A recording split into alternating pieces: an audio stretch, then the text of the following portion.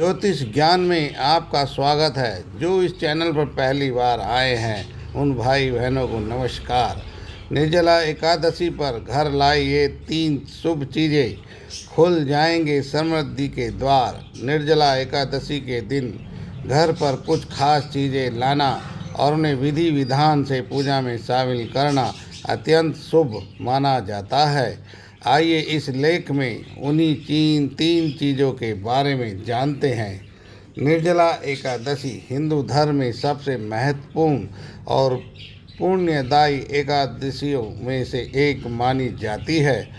यह पावन व्रत भगवान विष्णु और माता लक्ष्मी को समर्पित है, जिसे ज्येष्ठ माह के शुक्ल पक्ष की एकादशी तिथि को मनाया जाता है। इस व्रत को बेहद ही कठिन माना जाता है, क्योंकि इसमें बिना पानी पिए उपवास रखा जाता है। यही वजह है कि अन्य एकादशियों की तुलना में निर्जला एकादशी अधिक मान्यता है कि जो भी भक्त निर्जला एकादशी का व्रत सच्चे मन और पूरी श्रद्धा के साथ करते हैं, उन्हें साल भर की सभी 24 एकादशियों के बराबर का पुण्य प्राप्त होता है। इस दिन घर पर कुछ खास चीज़ें लाना और उन्हें विधि विधान से पूजा में शामिल करना अत्यंत शुभ माना जाता है। ये चीज़ें घर में सुख, समृद्धि, शांति और सकारात्मक ऊर्जा का संचार करती है, जिससे भगवान विष्णु और माता लक्ष्मी की विशेष कृपा बनी रहती है। आइए ऐसी ही 3 चीज़ों के बारे में जानते हैं, जिन्हें घर लाने से भगवान विष्णु और माता लक्ष्मी विशेष कृपा बरसती है। निर्जला एकादशी विधि। निर्जला एकादशी 2025 में 6 जून को मनाई जाएगी। इस बार एकादशी तिथि 6 जून को सुबह 2:15 शुरू होगी और अगले दिन 7 जून को सुबह 4:47 बजे तक रहेगी। धार्मिक ग्रंथों के अनुसार जब एकादशी तिथि 2 दिनों तक पड़ती है और दोनों ही दिन उदया तिथि का संयोग बनता है, तो गृहस्थ जीवन जीने वाले भक्त को पहले दिन यानी 6 जून को व्रत रखना चाहिए। नंबर 1, कामधेनु गाय। सनातन धर्म में कामधेनु गाय को माता और कामधेनु गाय का दर्जा दिया गया है, जो सभी मनोकामनाएं पूरा करने वाली मानी जाती हैं।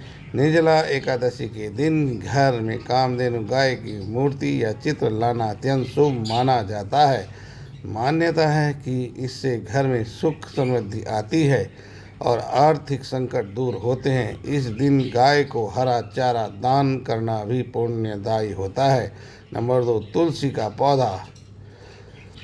तुलसी को हिंदू धर्म में पवित्र माना जाता है और इसे माता लक्ष्मी का स्वरूप माना जाता है।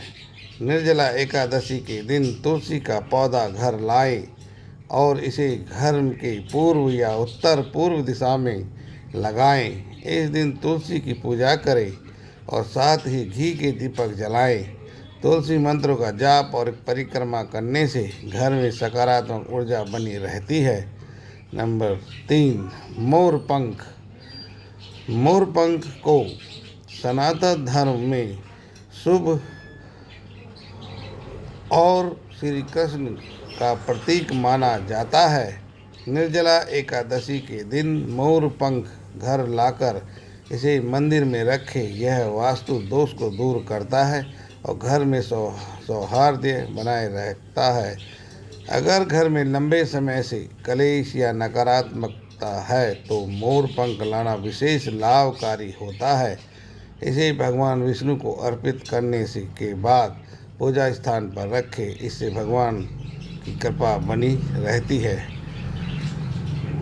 नमस्कार दोस्तों, धन्यवाद। अब मैं विदा चाहता हूँ। नमस्कार।